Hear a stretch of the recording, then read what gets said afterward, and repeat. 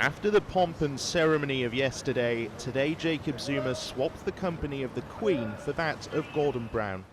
An early start, political discussions took centre stage. A number of agreements made on working together to eradicate poverty, give African children free education, and South Africa's role at the UN Security Council. But the burning issue in his continent is Zimbabwe. Zuma's called for sanctions to be eased to ensure the nation can move forward.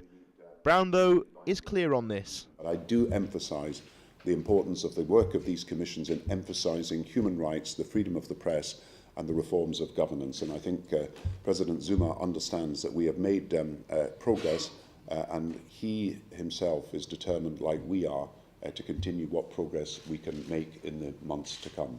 The South African president says sanctions can have a negative effect. If the Zimbabwean issue is not moving forward, certainly some people could use sanctions as an excuse to say, because we are sanctioned, how do we operate?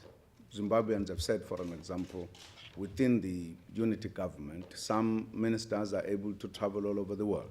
Others are not, are restricted. So there is no equality in that kind of situation. These are matters we have talked about, and that is why we have agreed to find ways and means to resolve the situation in Zimbabwe.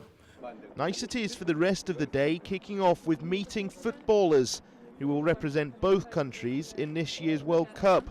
Also visits to the London 2012 Olympic site, anti-racism and crime reduction programmes in London.